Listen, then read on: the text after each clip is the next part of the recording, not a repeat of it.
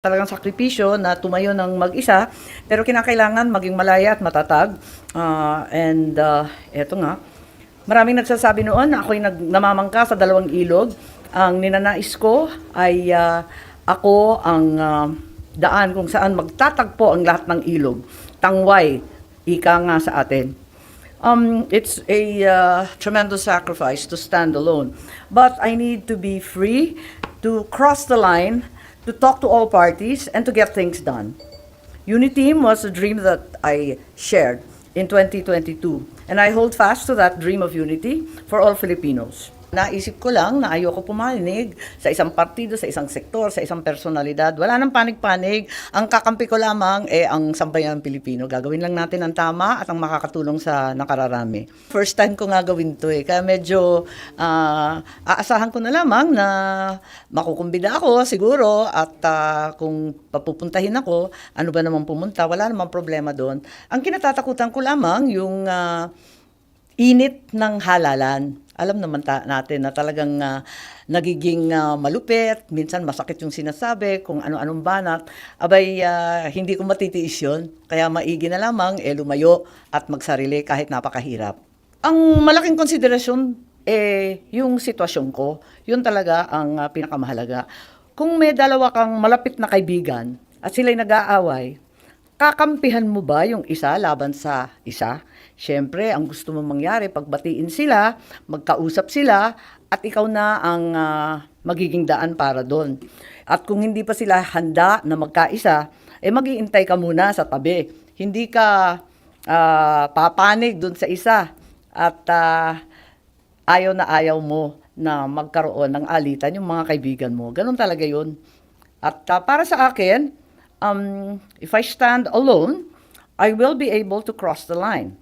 I can cross that line in order to get things done. And that to me is the most important, is to be able to get things done time and time again. Already, I think I've been successful in firstly being able to shepherd the Agrarian Reform Condonation Project. Nabigyan natin ng mga titulo, nag-umpisa ito kay Presidente Duterte. Naisingit natin doon sa Bayanihan 2, yung condonation ng milyon-milyon na utang nila, mga penalty. Nag-umpisa sa penalty sa interest. Tapos, nung si Presidente Bongbong nakumbinsi naman natin. Kaya sa palagay ko, ayan na, andyan na yung mga titulo. Kaya para sa akin, tuloy-tuloy lang ang trabaho. Mas mahalaga yon that I am able to cross the line and then I am able to get things done. Yan din po ang nangyari sa ating ayuda. Nag-umpisa yan, ako yung pasimuno niya nung umpisa sa Bayanihan. Talagang pinagpipilitan ko kasi ako yung head ng DSWD na kailangan ng tao ng ayuda.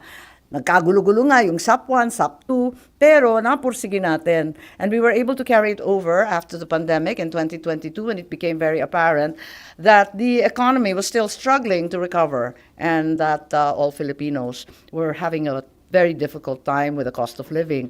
So nakikita natin na para sa mga programang ito na napakalapit sa puso ko, kinakailangan tuloy-tuloy ang trabaho.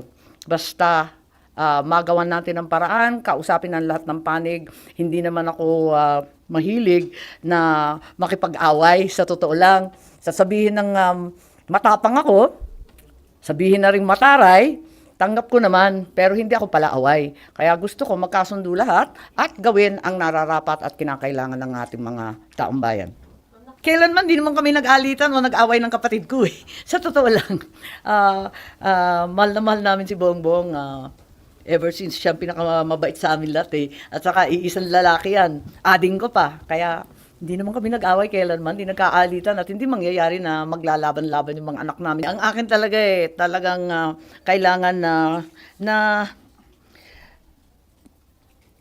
tumayo ng mag-isa para yung tama ang gagawin, wala nang kakampihan at wala nang alitan, walang turuan. Pinipili ko na lamang na yun nga, manindigan, na malaya't matatag, na walang dapat kampihan, kundi ang sambayanan.